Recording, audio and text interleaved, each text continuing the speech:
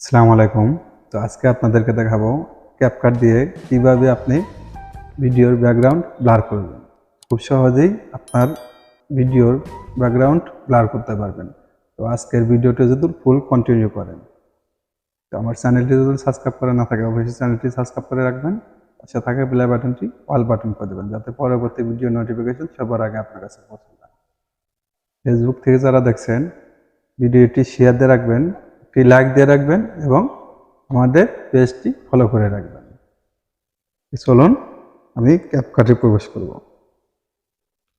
চলে আসলাম ক্যাপকাটে আসার পরে নিউ প্রজেক্ট নেবেন। আপনি যে ভিডিওর ব্যাকগ্রাউন্ড ব্লার করবেন, তো সেই ভিডিওটি ক্লিক করে নিয়ে নেবেন। তো আমি এই ভিডিওর ব্যাকগ্রাউন্ডটি ব্লার করে দেখাবো আপনাদের।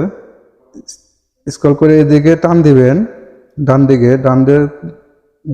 টান দেওয়ার পরে দেখবেন এখানে আপনার কনভার্সে আসবেন। কনভার্সে আসার পরে এই যে দেখতে পাচ্ছেন ব্লারে ট্যাপ করবেন।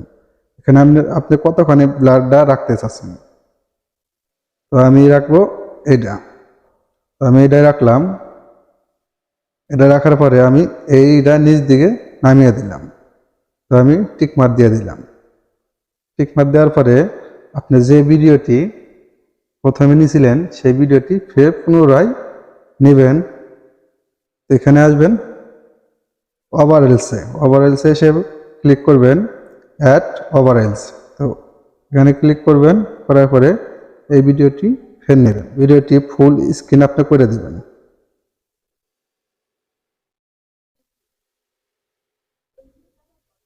ফুল স্ক্রিন করে দিলাম।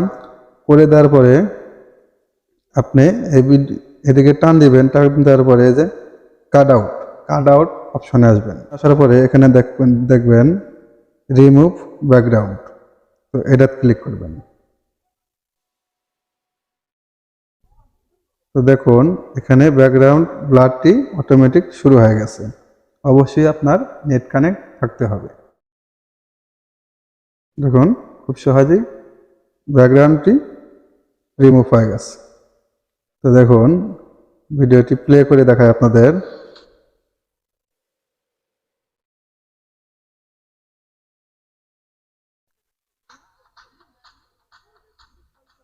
দেখুন পিছনের ব্লারটি অনেকটাই লুক চলে এসেছে। তো আপনি যদি